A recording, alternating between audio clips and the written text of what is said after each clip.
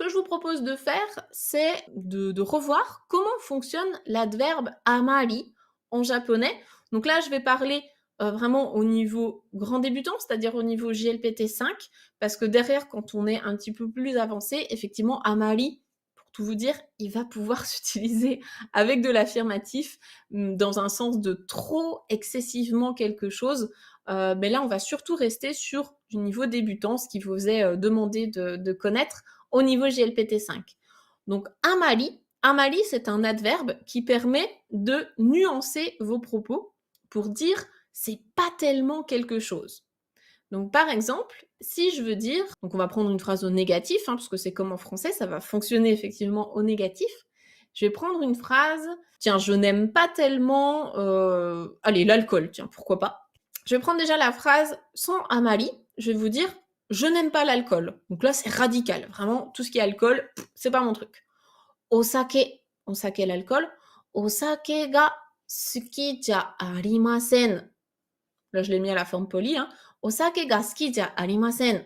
Je n'aime pas l'alcool. Maintenant, si je veux nuancer, parce que je suis quand même pas aussi radicale, voilà, d'un point de vue global, j'aime pas trop, mais il y a quand même des trucs qui me plaisent. Donc, je vais vouloir dire, j'aime pas tellement, j'aime pas trop ça. Osake ga amari suki ja arimasen. Osake ga amari suki ja arimasen. Mon amari, je l'ai mis juste avant l'adjectif ski, donc être apprécié. Ça va pouvoir nuancer justement l'adjectif que j'ai juste derrière. Mais là, effectivement, c'est comme en français, je suis obligée de le mettre au négatif. En français, on dit bien je n'aime pas tellement, donc N plus pas, c'est du négatif, je n'aime pas tellement l'alcool. Je vous donne un autre exemple. On va prendre avec un adjectif en i, cette fois, pour voir comment ça se construit. Si on prend oki, donc grand, c'est pas tellement grand. C'est pas tellement grand, donc je sais pas, on parle d'une maison ou d'une voiture ou de ce que vous voulez. Amari okiku nai desu. Donc okiku nai desu, c'est pas grand.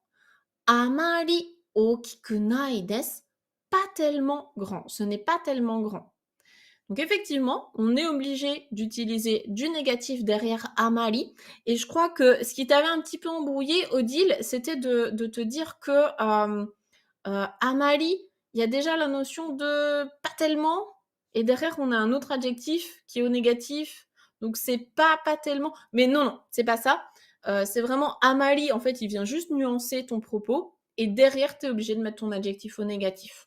Donc, faut pas essayer de traduire littéralement avec le français, faut juste accepter que la construction de phrase en japonais, elle sonne comme ça. Et on peut également parler de l'inverse de amari, cette fois qui serait totemo, donc très. Totemo oki desu, c'est très grand. Et puis, je sais pas, on peut prendre un autre exemple, totemo shizuka desu, c'est très calme. Voilà, donc totemo avec de l'affirmatif, amari avec du négatif. C'était le petit point révision.